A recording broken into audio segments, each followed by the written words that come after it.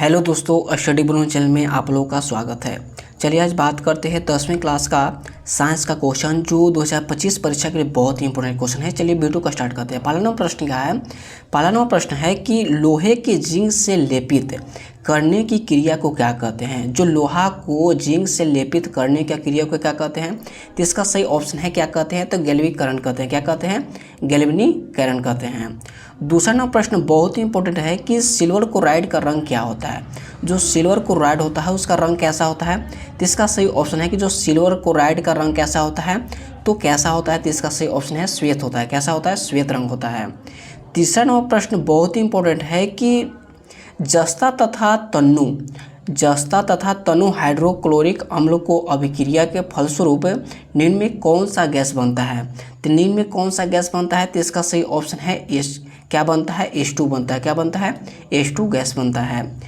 चौथा नंबर प्रश्न बहुत ही इंपॉर्टेंट है जो 2025 परीक्षा में बहुत ही जरूरी से जरूर पूछा जाएगा।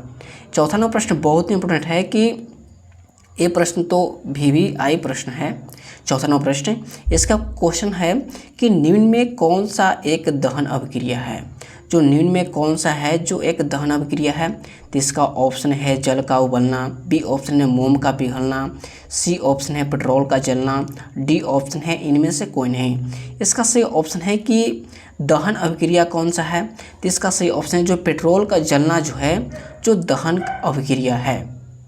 और पांचवा नंबर प्रश्न बहुत ही इंपॉर्टेंट है कि शाक सब्जियों को विघटित होकर कंपोस्ट बनाना किस अभिक्रिया का उदाहरण है? किस अभिक्रिया का उदाहरण है? तो इसका सही ऑप्शन है ऊष्माक्षेपी अभिक्रिया का उदाहरण है। छठा नंबर प्रश्न बहुत ही इंपॉर्टेंट है। छठा नंबर प्रश्न जो है जरूर से जरूर ये पूछा जाएगा 2025 प्रश्न में दूसरा सेटिंग में। इसका प्रश्न छठा नंबर प्रश्न है कि निम्न में कौन सा उत्पाद लेड निम्न में से कौन सा उत्पाद लेड नाइट्रेट को गर्म कर प्राप्त होता है? तो इसका सही ऑप्शन है जो NO2 और O2। NO2 और O2 जो है जो उत्पादित लेड नाइट्रेट को गर्म कर प्राप्त किया जाता है। सातवां नंबर प्रश्न बहुत ही इंपॉर्टेंट है कि निम्न में कौन सही है? निम्न में कौन सा सही है? तो इसका सही ऑप्शन है कि निम्न में कौन सही है? तो इसमें जो NO2CO3 इंटू 10H2O जो है ये सही करेक्ट है। और आठवां नंबर प्रश्न बहुत ही इंपॉर्टेंट है कि लौह चूर्ण पर तनु हाइड्रोलिक अम्ल डालने से क्या होता है? इसका प्रश्न आठवां नंबर प्रश्न बहुत ही इंपॉर्टेंट है कि लौह चूर्ण पर तनु हाइड्रोलिक अम्ल डालने से क्या होता है? तो इसका सही ऑप्शन है क्या होता है? तो हाइड्रोजन गैस एवं आयरन क्लोराइड बनता है। क्या बनता है? हाइड्रोजन गैस एवं आयरन क्लोराइड बनता है। नौवां नंबर प्रश्न बहुत ही इंपॉर्टेंट है कि श्वसन किस प्रकार की अभिक्रिया है? जो श्वसन है किस प्रकार की अभिक्रिया है? तो इसका सही ऑप्शन है कि श्वसन किस प्रकार की अभिक्रिया है? तो इसका सही ऑप्शन है उपचयन अभिक्रिया। क्या है? उपचयन है। और 10वां प्रश्न बहुत ही इंपॉर्टेंट है कि प्रकाश की किरण गमन करती है। जो प्रकाश की किरण होती है किस में गमन करती है? तो इसकी ऑप्शन है सीधी रेखा में, बी ऑप्शन है टेढ़ी रेखा में, सी ऑप्शन है किसी भी दिशा में, डी ऑप्शन है इनमें से कोई नहीं। इसका सही ऑप्शन है कि जो प्रकाश की किरण किस में गमन करती है? तो सीधी रेखा में गमन करती है। किसमें? सीधी रेखा में गमन करती है।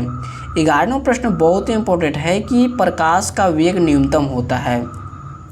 जो प्रकाश का वेग होता है न्यूनतम होता है। कब न्यूनतम होता है? तो इसका ऑप्शन सही है कांच में प्रकाश का वेग न्यूनतम होता है। और 12वां प्रश्न बहुत ही इंपॉर्टेंट है कि लेंस की क्षमता का SI मात्रक क्या होता है? लेंस की क्षमता का SI मात्रक क्या होता है? तो इसका सही ऑप्शन है कि लेंस की क्षमता का SI मात्रक क्या होता है? तो डायोप्टर होता है। क्या होता है? डायोप्टर। 13वां प्रश्न बहुत ही इंपॉर्टेंट है कि ये प्रश्न तो जरूर पूछा जाएगा।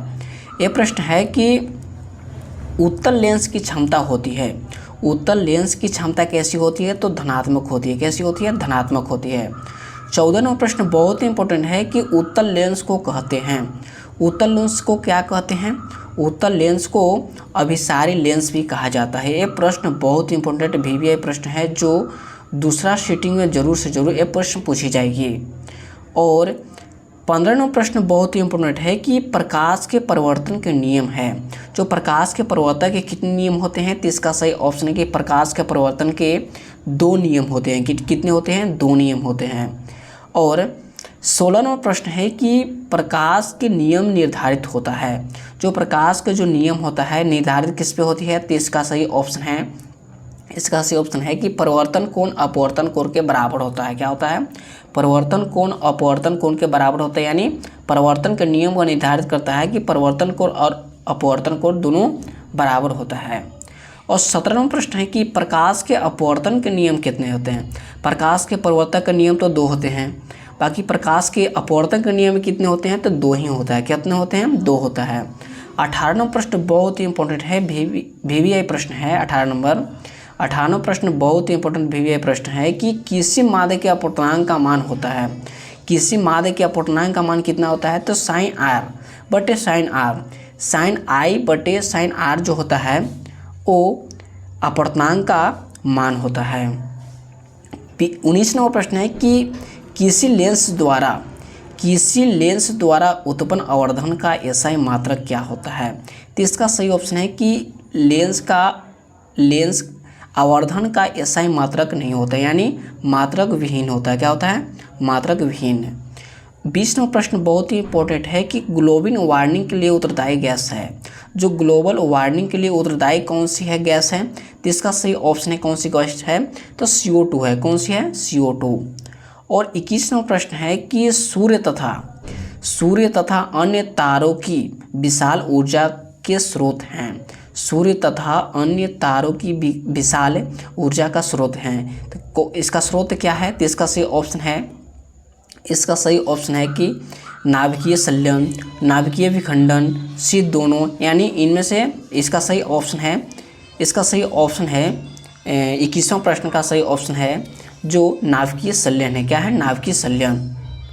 22वां प्रश्न है कि कार्य करने की क्षमता को क्या कहते हैं। कार्य करने की क्षमता को क्या कहते हैं, तो कार्य करने की क्षमता को ऊर्जा कहते हैं। क्या कहते हैं? ऊर्जा कहते हैं। 23वां प्रश्न है कि सौर सेल बनने के लिए किसका उपयोग किया जाता है। तो सौर सेल बनने के लिए किसका उपयोग किया जाता है, तो इसका सही ऑप्शन है कि सिलिकॉन का उपयोग किया जाता है। किसका उपयोग किया जाता है? सिलिकॉन को। और 24वां प्रश्न बहुत ही इंपॉर्टेंट है कि शुद्ध सोना को व्यक्त किया जाता है। शुद्ध सोना को किसमें व्यक्त किया जाता है, तो इसका सही ऑप्शन है ए ऑप्शन है 22 कैरेट, बी ऑप्शन है 24 कैरेट, सी ऑप्शन है 20 कैरेट और डी ऑप्शन है 12 कैरेट। इसका सही ऑप्शन है कि शुद्ध सोना को 24 कैरेट में व्यक्त किया जाता है। और 24 प्रश्न से अपने वाणी को विराम देते हैं और स्टडी बोलो चैनल को सब्सक्राइब करें, बेल आइकन को प्रेस करिए और ज़्यादा से ज़्यादा शेयर करिए। मिलते हैं नेक्स्ट वीडियो में। जय हिंद, जय भारत।